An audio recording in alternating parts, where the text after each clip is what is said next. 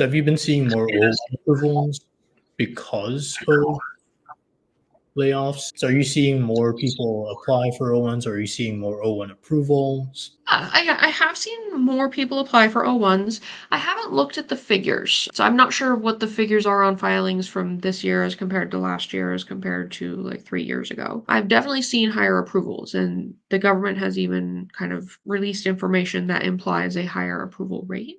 So who should be looking at O1? Because typically it's something that people with extraordinary ability should be looking at, or who want to build that kind of profile. But do you think that given layoffs and how they keep how they've become pretty much regular in lots of industries, and obviously because of H1B, the system itself, should more students be looking at O1 now? So yes, I would say that with a caveat though, because we have the election upcoming, and so there's a lot in flux.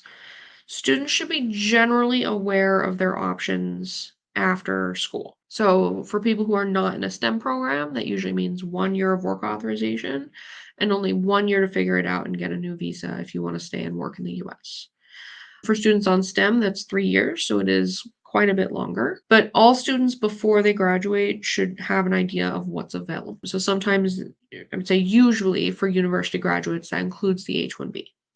That includes the H-1B lottery, and it also includes an understanding of CAP-exempt H-1B professions and jobs. They should also look at any kind of non-immigrant visa that's available for people from their country of citizenship. So India and China don't necessarily have very many options there, but a lot of countries from around the world do, where they can look at visas like the TN, the H-1B1, the E3, the E2, the E1. There's several different options. They may not fit the person's profile, but a general awareness of what's out there and what's available is important. They should also look at their family situation. So, are they in a significant relationship? Do their parents have status here? And see if they can leverage any family ties. Usually not an option, but again, a general awareness is important. Aside from that, they can look at doing a second degree program. Like, what is their plan if they need to go back to school? Are they going to go for a second degree at their same level, or are they going to pursue a higher level degree? What kind of school, what kind of program, that kind of thing. And then look at the O1 visa. So the O1 is for people with extraordinary ability. People should have kind of an idea of whether or not they want to go for that, whether or not it's reasonable to build up a profile in a short amount of time. Most students are going to have a really difficult time building an O1 profile in that amount of time, but not everyone does. It's definitely a possibility for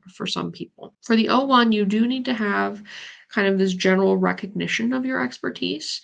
So you need to be really well networked or kind of famous for doing something super, super important in your field. And then you need to know what the criteria are so that you can make sure that you're doing activities that meet those criteria. Some people can look at green card filings, although that's becoming less and less viable. So with this visa bulletin update, NIW is really no longer an option for rest of world students. Even those that graduate with their PhD, they will need some kind of non-immigrant visa as a stopgap. They're not going to be able to go directly from STEM OPT into permanent residence. It's just not an option. And then I may have missed one or two of the normal options. I don't have my checklist here, but those are the general categories of things I think students should be aware of and students should know.